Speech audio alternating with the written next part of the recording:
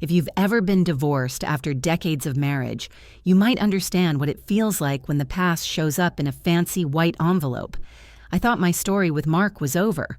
2 grown kids, a house that once felt full Sundays, that used to smell like pancakes and coffee. Then silence. 5 years of rebuilding myself piece by piece. 5 years of learning how to breathe without him. And then just when I finally felt steady again, he sent me a wedding invitation.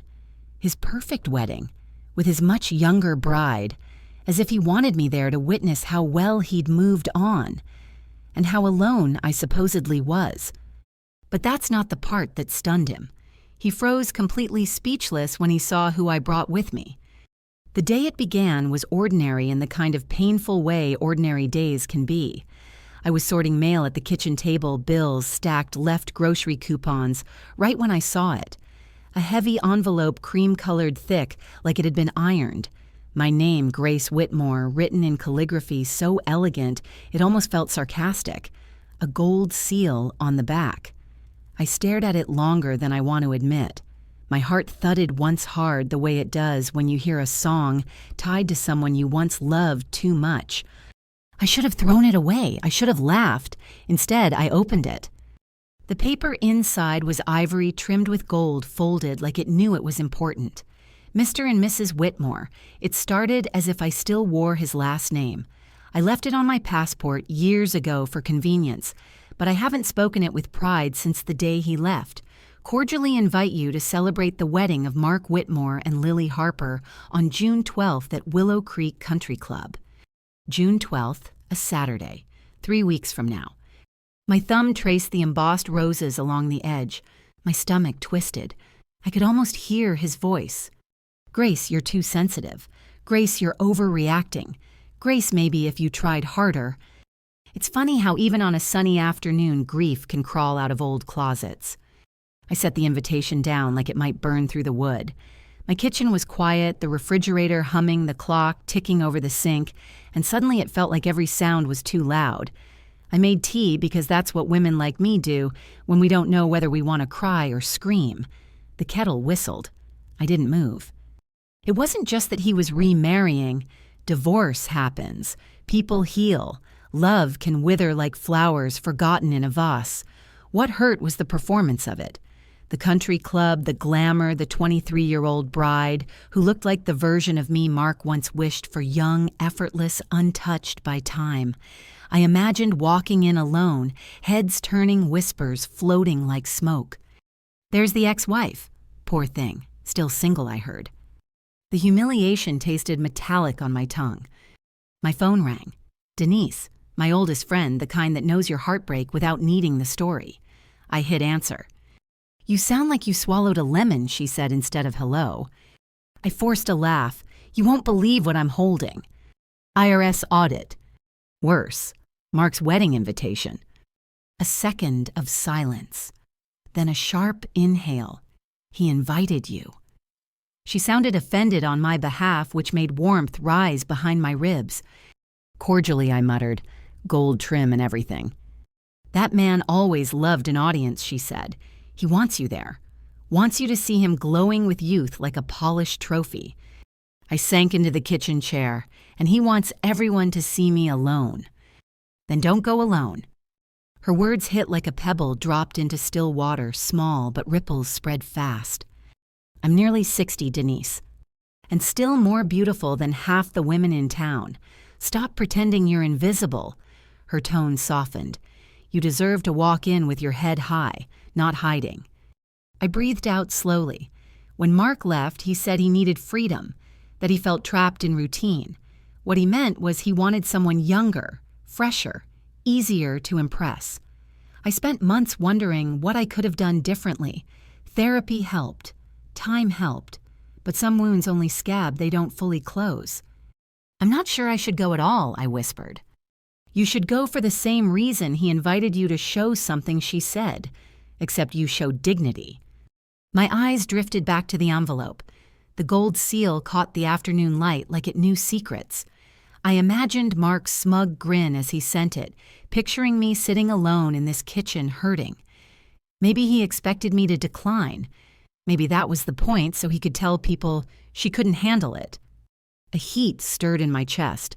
Not anger exactly, something older, something steadier, a seed. I could go, I said more to myself. And take someone remarkable, Denise added gently. Someone who makes him question everything.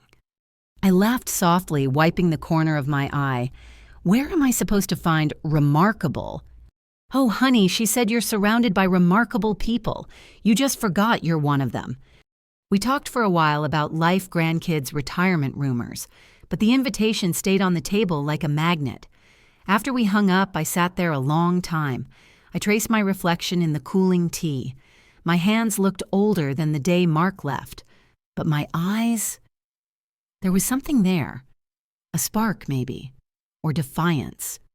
I walked to my desk drawer and pulled out a business card. Ivory sharp edges, elegant serif font. Daniel Carter-esque. Divorce attorney, my boss, widower, kind eyes, silver hair that made women at church whisper. We shared lunches sometimes, nothing romantic, just warm conversation about books and cases and weather. He once told me I had a strength most people never learn. I laughed, then not believing him. Now I wondered if he meant it.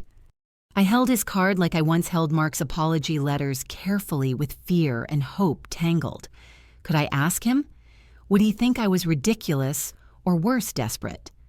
The kettle let out one last hiss as it cooled. Evening light stretched across the floor like golden fabric. I took a breath that trembled only slightly. Maybe I wasn't that broken woman anymore. Maybe I could walk into that wedding without shrinking. Maybe I could show Mark that the chapter he ended didn't end me. I set the invitation against Daniel's card side by side like two possible futures. And for the first time in a long while, I felt something rising inside me. Not grief, not bitterness. Something brighter. Possibility. The night after the invitation arrived, sleep refused to visit. I lay in bed staring at the ceiling, listening to the old house creak, like it was remembering things with me. Every time I closed my eyes, I saw that wedding scene in my mind. Mark in a crisp suit, Lily glowing beside him like springtime, and me sitting alone at a corner table, invisible, until someone whispered, "That's her." It wasn't just jealousy. It was humiliation. A quiet, sharp humiliation that sinks into the bone of a woman who once gave someone her best years. By sunrise, I'd made a decision I wouldn't let him script my role. If I went, I'd go with pride, not as the abandoned woman, but as a woman who survived. But pride is easier imagined at 3 a.m. than lived at 10 a.m. in a diner booth with fluorescent lights and coffee that tastes like burnt hope. Denise insisted on breakfast. She slid into the seat across from me with her red lipstick already perfect, like she woke up ready for war. So she said, stirring cream into her coffee, "Have you decided?" I pushed a napkin into a perfect square. "I'm thinking about going." Her eyebrows shot up, and I sighed, and I hate that it matters this much. She reached across the table, laying her hand on mine. "It matters because he was your life for 30 years. You don't erase that overnight. But you can rewrite how the story continues." Rewrite. The word clung to me like perfume. A waitress appeared with omelets, hash browns crisp on the edges. I didn't taste a bite. My mind kept wandering to Daniel Carter's card on my desk, the way his voice was gentle but sure, like someone who didn't need to raise his volume to be heard. Denise watched me mix syrup into my coffee absent-mindedly. "You're thinking," she said, smirking. "Dangerous." "I know someone," I admitted quietly. "Oh," she leaned in like a teenager ready for gossip. "Name, occupation, jawline rating." I glanced around the diner, lowering my voice. Daniel Carter, my boss." Her jaw dropped. "Judge Carter Grace." She slapped the table. Silverware rattled. "You've been sitting on a golden ticket." Heat rushed to my face.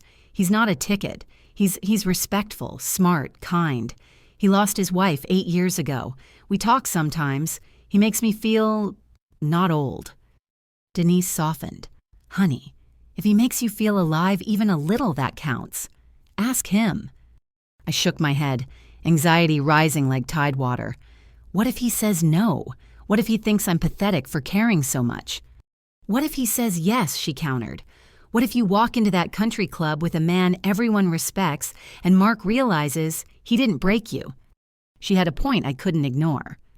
But something else gnawed at me, something I'd tried not to voice. What if Mark invited me to laugh at me to make me feel small again, I whispered. Denise didn't hesitate. Then give him the surprise of his life. Walk in looking like a woman reborn. Let him choke on his own regret.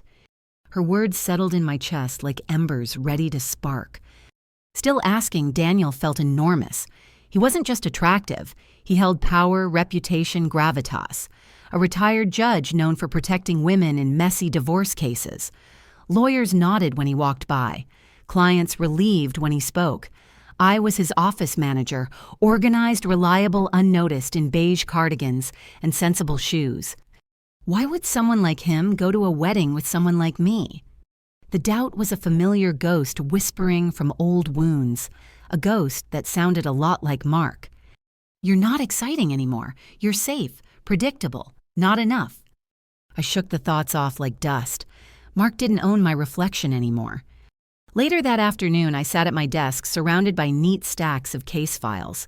Phones quiet, fluorescent lights humming softly overhead. I stared at Daniel's contact on my screen so long, the phone dimmed twice. Just call, just ask, just breathe. I dialed before courage evaporated. He answered on the second ring, Daniel Carter. His voice was warm, steady as oak. My heart kicked hard. Hi, it's Grace. A pause, then gentle recognition. Grace, good evening. Everything all right? Everything's fine, I lied, fingers twisting the cord. I was wondering if you had a moment to talk. Something personal. He hummed thoughtfully. Are you free now? I'm still at the office finishing paperwork. You can stop by if you'd like. The world seemed to tilt. Yes, I'll come. Driving over, I rehearsed a dozen scripts that all felt wrong. By the time I reached the parking lot, my palms were damp. I sat there gripping the steering wheel, watching the lights glow from his office window like a lighthouse in fog. When I finally stepped inside, he was leaning over a file, glasses low on his nose. He looked up and smiled, not a stiff professional smile, but one that reached his eyes. Grace, you look like you've wrestled a tornado. Come sit. I sank into the guest chair. You might think I'm ridiculous, but I received an invitation yesterday. My ex-husband is getting married. His eyebrows lifted. I see, that must bring up a lot. I exhaled a shaky laugh, more than I expected. He invited me to the wedding. I think he wants to prove he's happier, younger, better off. Daniel set his glasses down, and that hurts. It wasn't a question. It was understanding. Yes, it does, I admitted, but I want to go. I want to show him I'm not broken anymore, that my life didn't end when he walked away. Daniel folded his hands thoughtfully. Good. You deserve that. I hesitated, words trembling like a leaf in wind. Would you consider going with me as my guest? For one breathless second, the room was too quiet. Then he smiled, slow and warm. Grace, he said, I would be honored. Air rushed from my lungs like I'd been underwater and finally surfaced. Relief, disbelief, something bright blooming behind my ribs. His acceptance didn't just feel like support, it felt like being seen again. We talked details, date, venue, dress code. He suggested a navy suit. I joked about needing a closet miracle. We laughed until tension dissolved like sugar in coffee. When I left his office, night air felt softer, the world bigger. I stood by my car staring at the moon round silver hole. I wondered when I'd last felt whole. Maybe tonight. Maybe because I finally chose myself. As I drove home, the invitation no longer felt like a weapon. It felt like an opportunity. Not to win Mark back, but to prove something to myself. That grief isn't the end. That heartache can harden into strength. That a woman at 58 can rise radiant, unashamed. By the time I reached my driveway, I was smiling. Not because I wanted revenge, because I wanted closure, and I could finally see the path to get it. For the next few days, the invitation sat pinned to my refrigerator like a dare. Every time I grabbed milk or sliced an apple, those golden letters glinted at me, whispering, "Are you really going? Are you sure?" But something inside me had shifted. Knowing Daniel would stand beside me at that wedding gave me courage I hadn't felt in years, courage that brought questions too. When you choose to face your past memory, opens doors you didn't know you still had keys to. Some doors lead to healing, others to truth you never wanted to see. Saturday morning arrived gray and cool, the kind of morning that makes you nostalgic without knowing why. I found myself in the attic with a box I hadn't opened since the divorce. The cardboard was soft at the edges, tape yellow like old teeth. Dust danced in sunlight as I pulled the lid off. Inside were pieces of a life I once thought permanent, a faded Valentine's card. Mark gave me our 3rd year of marriage, a tie clip I bought him for his promotion, a photo of us on the porch with our beagle Macy, both smiling like time couldn't touch us. It hurt to hold those moments. They felt like ghosts. But deeper in the box in manila folders and envelopes I never finished sorting was paperwork from the divorce. I'd avoided it for years, filing the pain away the same way I filed receipts. Back then, I couldn't bear to look at numbers that measured the cost of loving someone too much.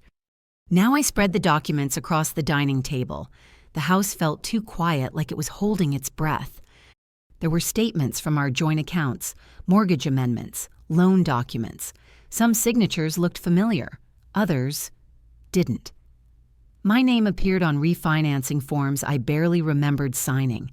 Dates didn't match my memory.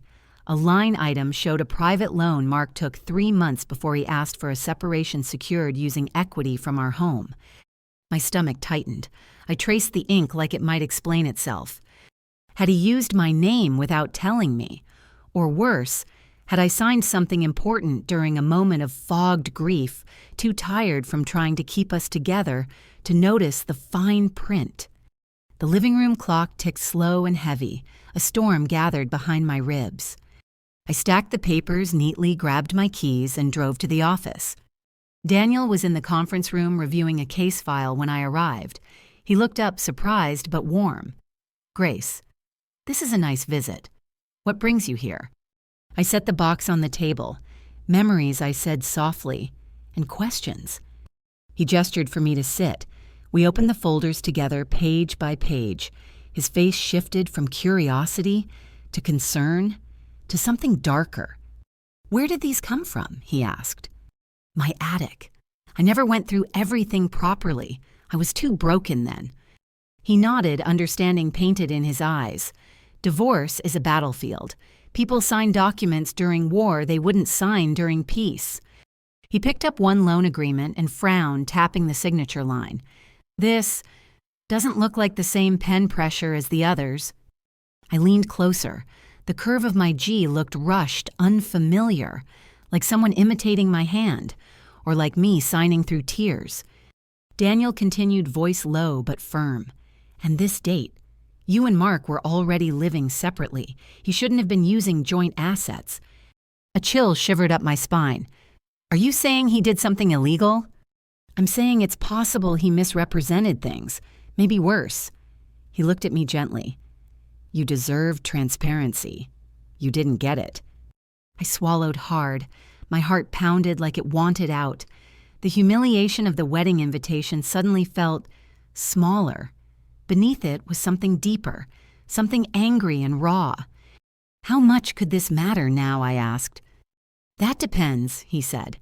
"If he's planning something similar with his new wife, or if he leveraged your assets without consent, it could matter a great deal." The room felt colder. I remembered how Mark always brushed off financial discussions. "Let me handle it," he'd say. "You don't need to worry about numbers." I listened. I trusted. Maybe I shouldn't have. I breathed in deeply. The scent of old paper and polished oak filled my lungs with a kind of steadiness.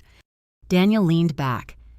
"Grace, if you want, we can investigate quietly, just to understand what happened." Part of me wanted to drop it to avoid reopening wounds, but a different part, older, wiser, refused. "I don't want revenge," I said. "I just want the truth. For me. For closure." His eyes softened. Then we'll find it. His confidence steadied me in a way I didn't know I needed. For years, I'd carried the weight of feeling foolish, discarded, replaced. Now, carrying these documents, I felt something else. Power. We spent hours sifting through forms, highlighting suspicious entries, scanning pages. At one point, Daniel glanced at me with a half smile.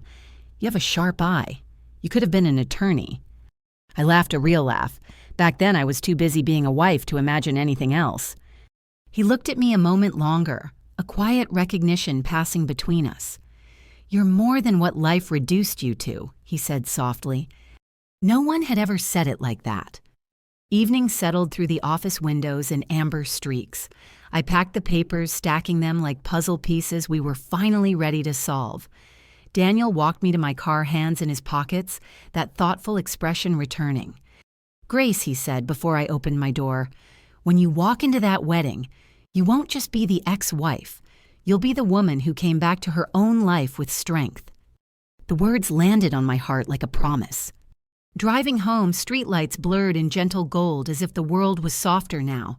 I placed the box on the passenger seatbelt, fastened around it like precious cargo. A realization formed like dawn breaking. This wedding wasn't just a painful reminder. It was a doorway into truth, into closure, maybe into something new. When I reached home, I pinned the invitation back on the fridge.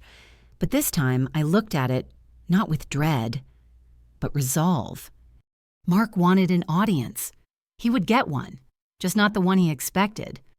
I crawled into bed that night with a quiet smile, not triumph, not bitterness, something steadier, a knowing. Sometimes life gives us a second chance at dignity. Sometimes we have to choose it ourselves. I chose it. Tomorrow I would choose it again. The morning of the wedding arrived brighter than I expected.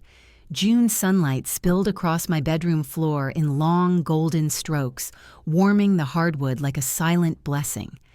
I stood at the mirror, hands trembling just slightly, as I zipped the dress I'd chosen after 3 department stores, 2 return trips, and 1 brief meltdown in a fitting room. It wasn't flashy, not loud. A deep emerald green, bold enough to say I am here, elegant enough to say I don't need to shout. The neckline rested just below my collarbone, modest but flattering. The fabric hugged my waist, softened at the hips, flowed like a second skin. I curled my hair into gentle waves, leaving silver strands untouched. For years, I dyed them to hide age. Today, age was part of my beauty. Proof I had lived and survived. I fastened a pearl bracelet Mark once gave me on our 20th anniversary. Not to honor him, no. To remind myself that history doesn't erase worth. Sometimes it becomes armor. Downstairs, I slipped the wedding invitation into my clutch, like a ticket to a past life I was finally ready to close. My phone buzzed. "Daniel, I'm outside. Take your time." My pulse fluttered like a bird. I took one last look in the mirror. There she was, the woman I lost for a while. She looked back at me, steady, sure. I walked outside. Daniel stood beside his car, charcoal gray polished to a mirror. He wore a navy suit that fit as though it were tailored yesterday. Silver hair neat, tie understated, presence unmistakable. When he saw me, his eyes warmed into something soft, almost reverent. "Grace," he said quietly, "you look remarkable." Heat rushed to my cheeks. "You clean up well yourself." He offered his arm. I took it surprised how natural it felt, like I had walked beside someone strong before long ago and forgot the shape of comfort. The drive to Willow Creek Country Club wound through rolling hills and manicured lawns. As we turned through the iron gates, memories pricked like thorns. Mark used to talk about joining the club someday when we're successful enough. I guess he reached his definition of success. Guests in pastel dresses and sharp suits streamed toward a stone arch draped with white roses. A valet approached. Daniel handed him the keys with calm confidence, then turned to me. "Ready?" Maybe not entirely, but I nodded, yes.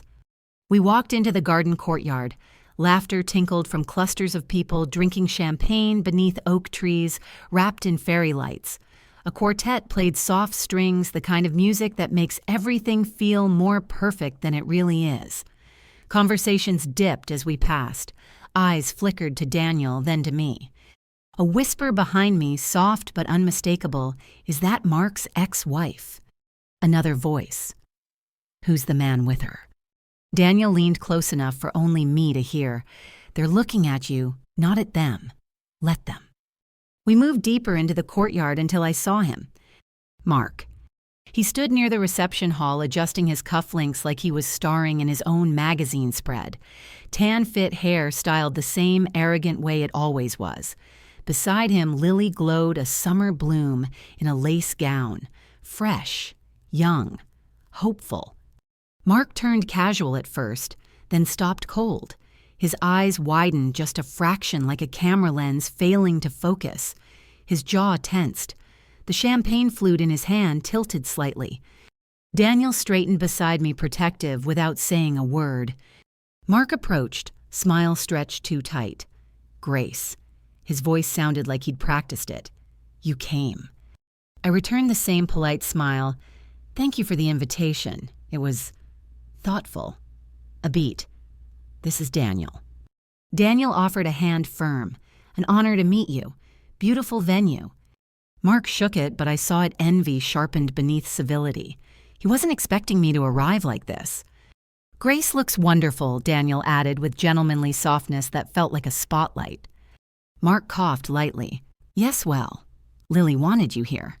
He glanced toward his bride, who approached with curious eyes. Up close, Lily was stunning, warm smile, too trusting. She deserved better than a trophy roll in another man's ego. "Grace," she said shyly, "I'm so glad you made it. Mark told me so much about you." I raised a brow. All good things, I hope. Her laugh was nervous. "Well, he mentioned you were very devoted, a real homemaker." "Ah, the label that once caged me." I simply nodded. Devotion can be a strength. I learned that over time. Her gaze softened as if she sensed layers she didn't yet understand. Carol, Mark's sister, materialized, wearing judgment like perfume. "Grace, lovely dress. I barely recognized you." I smiled. Life changes people. She glanced at Daniel, eyes narrowing with interest. "And who might this be?"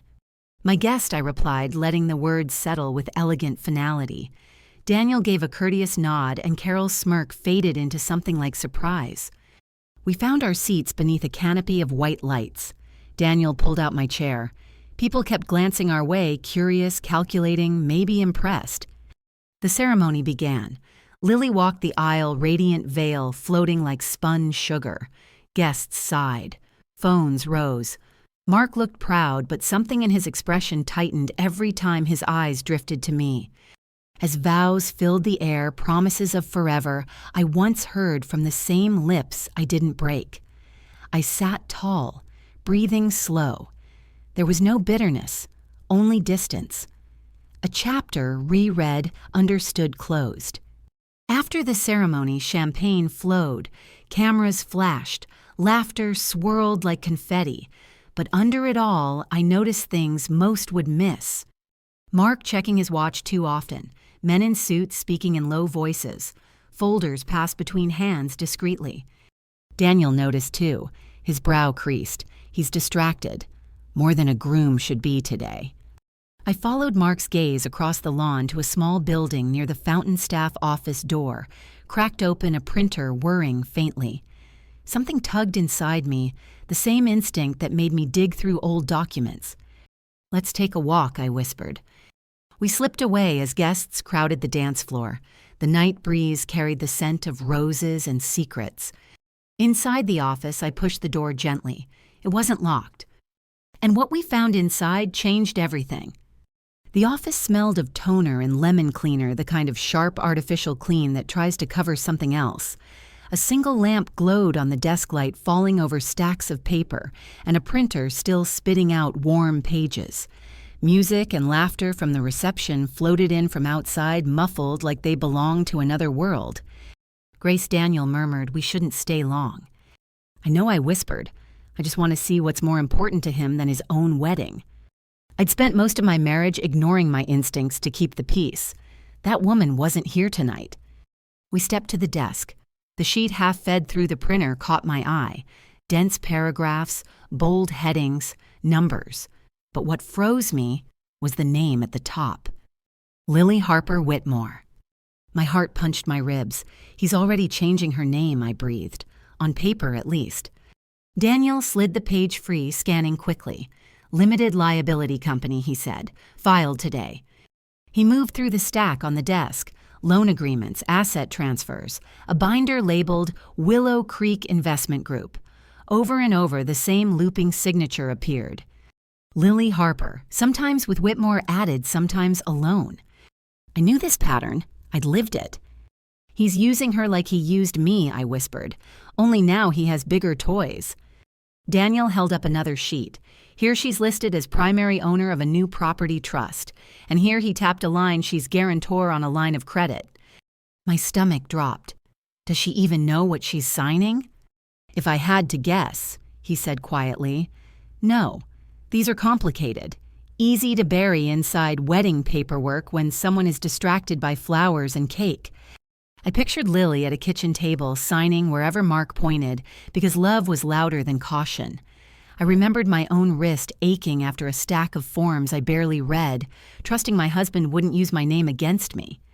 I swallowed hard. He's tying her to his debts, his risks. Maybe more than debts, Daniel answered. Some of these figures don't match what he reported in your divorce, and this LLC name. He pointed to a page. I saw something like it in a fraud case a few years back. Ice slid along my spine. You think he's laundering money? I think he's moving money through shells and using this wedding as cover, Daniel said. And he's putting the legal weight on a woman who's too in love to see it. I gripped the back of a chair. Anger and shame twisted together, then hardened into something fierce. I had been the trusting one, the one who signed, believed lost. Now I was watching the same story with different casting. This isn't fair, I murmured. She has no idea what's being done in her name. Daniel's gaze softened. If we interfere tonight, he'll call it jealousy, snooping. He'll try to make you look unhinged. I don't care what he calls me, I said, surprised by the steel in my voice. I care about another woman waking up someday with nothing, wondering how she missed the signs. He studied me a moment, then nodded once. That's what separates you from him. We took photos of the worst pages, my phone clicking softly. Daniel forwarded copies to a secure backup. Years in the law had made him careful in ways that suddenly felt like a blessing. The printer fell silent. Outside the small window, fairy lights twinkled over dancing guests, unaware of the storm waiting just yards away. Let's go, Daniel said. If someone finds us here, it only helps his story. We slipped back into the night, closing the office door as if we'd been handling explosives. As we walked toward the reception hall, the music swelled again. On the patio, we paused. What are you thinking? He asked.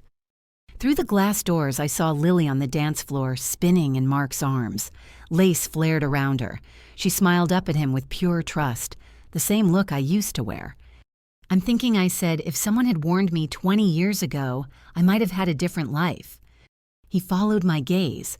If you talk to her tonight, everything changes. This party, their marriage, you're quiet. Are you ready for that? Was I ready? Probably not. But danger doesn't wait for us to feel prepared.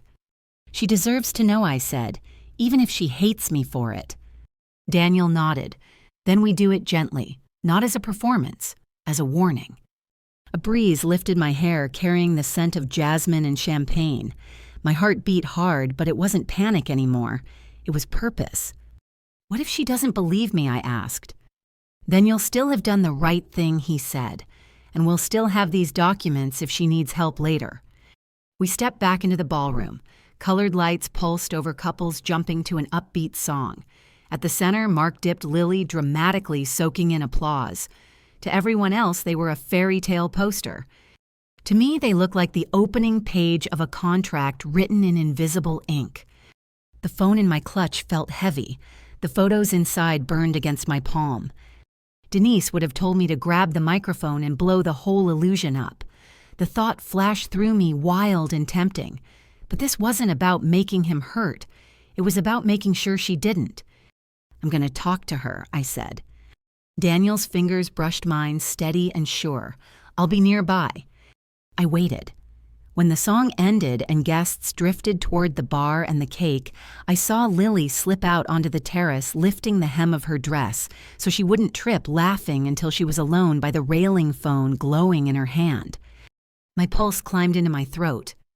With every step I took toward the open door's heels tapping softly against polished floor, I felt the years folding behind me, every compromise, every silence, every time I chose peace over truth. This was no longer just his perfect wedding day. This was my turning point. And I was done being quiet. The terrace was quieter than the ballroom behind us, the music now a distant pulse through glass doors. Lily stood near the railing, the skirt of her lace gown glowing softly in the garden lights. She was scrolling through her phone, maybe answering congratulations, maybe checking a notification from someone who didn't know her life was changing under her feet. For a moment, I just watched her young, hopeful, blissfully unaware of the trap tightening around her future. It hurt more than I expected, because once that had been me. I stepped forward, clearing my throat. "Lily." She startled slightly, then offered a polite smile. "Grace, everything okay?" I moved beside her, not too close. Could we talk just for a moment, woman to woman? A hint of confusion flickered across her face. "Sure. What's going on?" I wished I could soften what was coming. But some truths are scalpels. You can't deliver them gently, only with care. "You look beautiful tonight," I began. "Radiant. I hope you know that." Her shoulders relaxed a little. "Thank you. I'm a bundle of nerves, honestly." "That's normal." I drew a slow breath. "Lily, I know this might ruin the mood, and I'm sorry for that, but I saw something tonight I wish someone had shown me years ago." She blinked. "What do you mean?" I opened my clutch and pulled out my phone. My fingers shook slightly as I navigated to the photos Daniel and I took in the office. Loan papers, LLC forms, contracts with her name printed like a brand, my former signature mirrored through time. "I'm not here to sabotage your wedding," I said, voice steady but soft. "I'm here to warn you. Something is being done in your name that you may not understand." She stared at the screen, confusion, then dawning discomfort. What are these?" she asked, voice tightening. "Business documents," I said. "Filed today. You're listed as owner, as guarantor. Mark has been moving assets, debts under your name." Her eyes widened. "That can't be right. Mark said these were just papers for the venue, routine things." "How many did you sign?" I asked gently. She opened her mouth, then stopped. A flush crept up her neck. "A lot. He said it was just paperwork for planning, that I didn't need to worry." I felt pain twist in my chest. That's what I was told too. I handed her the phone. She scrolled reading lines she clearly didn't recognize. Her lips parted in disbelief. "Why is my name on a property trust? What does this mean?" "It means," I said carefully, "if something goes wrong, you're the one legally responsible." A tear welled in her eye. "He would never— Mark loves me." I breathed in. The sea of my own memories rose every excuse I made for him, every red flag I folded into origami and called romance. "I believed that once too," I whispered. Before she could respond, the terrace door swung open. Mark stepped out. He saw the phone in Lily's hand, the look on her face, and suspicion lit his eyes like gasoline to flame. "What's going on here?" Lily turned the screen toward him. "Mark, what are these documents? Why is my name?" His face hardened.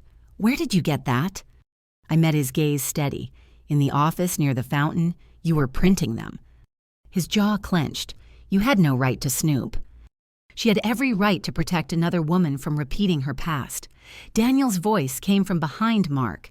He stepped onto the terrace like a wall of calm authority. Mark's eyes flicked between us, anger sharpening into calculation. "This is my wedding, Grace. You just couldn't stand that I moved on. You had to come here and poison everything." "I didn't come for you," I said quietly. "I came for myself and for her." Whispers grew behind the door. Someone had noticed the tension and left it cracked. A few guests lingered in the shadows, watching. Mark grabbed Lily's wrist. Come inside. We're not doing this. She's jealous, bitter. Lily pulled back. Mark, is it true did I sign business documents today without knowing? He laughed, humorless. Signatures don't matter. It's just temporary. Tools, sweetheart. Things you wouldn't understand. Her face fell like glass dropped from height. Temporary tools. You're overreacting, he snapped. Then to me, this is pathetic, Grace.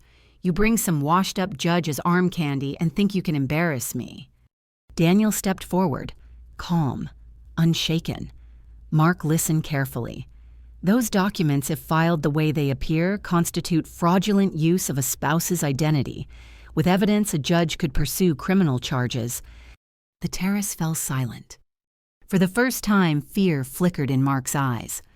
You think anyone would believe her, he hissed. She's here to ruin us. I want to believe you, Lily's voice cut through trembling but resolute. She held up the phone. But why didn't you tell me about any of this? Why hide them in an office on our wedding night? Mark stammered. I was protecting our future. By putting everything under my name, she whispered. By lying. Guests began filing onto the terrace, alerted by rising voices. Murmurs spread like wildfire. Carol pushed through the crowd. Mark, she demanded, what's happening? He looked around, trapped animal panic replacing charm. Nothing. A misunderstanding. Lily, love, come with me. But Lily stepped back, not toward him, toward me. The entire courtyard seemed to exhale. She turned to the guest's voice, shaking but loud. I need to see these documents, all of them. If this is true, I won't be part of something illegal, not even for love. Gasps cut the air. Some phones lifted recording. Mark's control unraveled. Lily, don't you dare humiliate me. Daniel's tone sharpened like steel. Enough. She deserves transparency, and if she asks, I will represent her. The crowd erupted, shocked whispers, shifting alliances, eyes turning toward Mark like mirrors exposing cracks. For a long moment he stood frozen, groom no longer, just a man caught in his own web. Lily wiped her cheek, smudging mascara. I loved you, she whispered, but I won't be another woman who loses herself to you. Mark's mouth opened, searching for power he no longer held. Then he saw me. Not with tenderness or hatred, but recognition. I was no longer the wife he left behind. I was the woman who stood up. And he had no say in that. The sirens didn't come that night, not yet. No dramatic tackle, no handcuffs glittering under party lights. Life rarely wraps itself in scenes fit for television.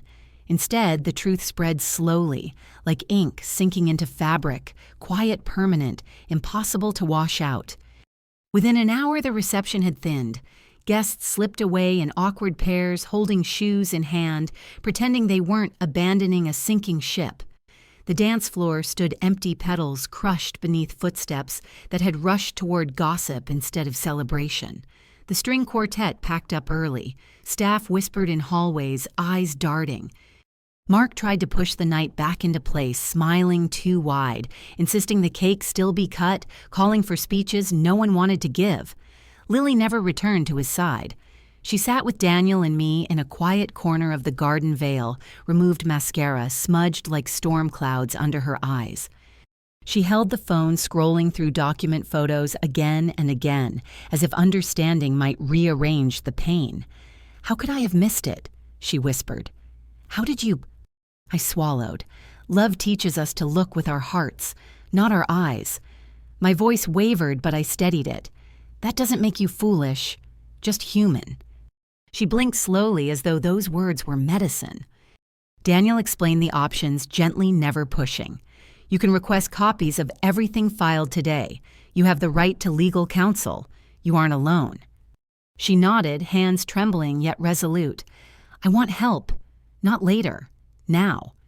And somewhere across the lawn, Mark realized control had slipped from his fingers. He stared at us like a man watching his reflection crack. Carol confronted him, voice sharp fury replacing loyalty. Others followed quiet questions, then raised voices, then accusations. It wasn't dramatic, not cinematic. It was justice unhurried, undeniable. A few days passed. Then a week. Then 3. News traveled fast in town. Mark found himself answering calls he once made. Others wait for banks investors, attorneys. The smile he polished for years no longer fit. Lily filed for annulment and hired counsel. Daniel guided her gently, never once treating her like a burden. One morning, my mailbox held a thick envelope, not ivory this time, just plain brown. From Lily. Inside were copies of dissolved contracts, a handwritten note. Grace. Thank you for seeing me when I couldn't see myself. You changed the course of my life. Lily. I sat at my kitchen table again just as I had the day this story began. Same sunlight, same chair, same refrigerator hum. But the woman in that seat wasn't the same. Because this time I wasn't holding pain. I was holding proof of growth, closure, a future. I poured coffee, inhaling its warmth. Grief still lived inside me, but quietly like an old tenant, finally ready to move out. Later that month, Lily stopped by. Her hair was shorter, fresh, symbolic. She smiled, less fragile now.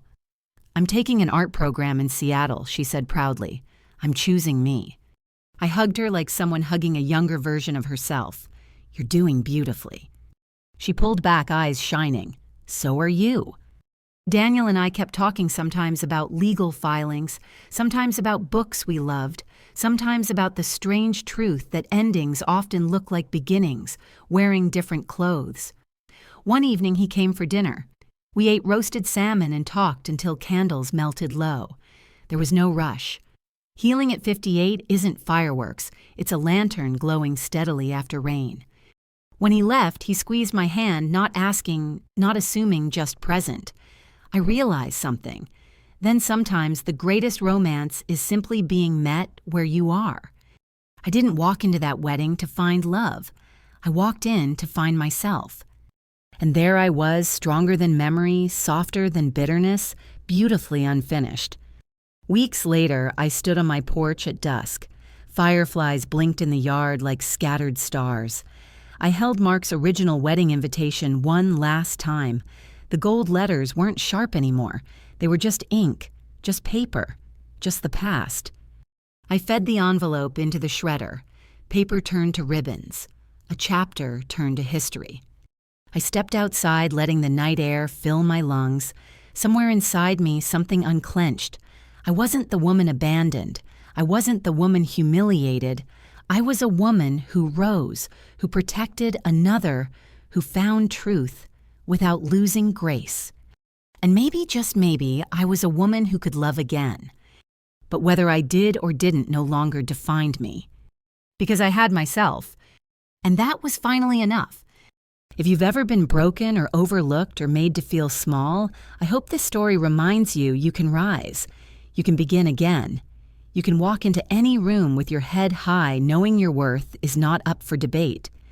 Tell me in the comments, have you ever faced your past and walked out stronger? Where are you listening from tonight? If stories like this speak to your heart, stay with us. We share new journeys every day of courage, healing, justice, and hope. Subscribe so you don't miss the next moment that just might change you. Thank you for being here with me, truly.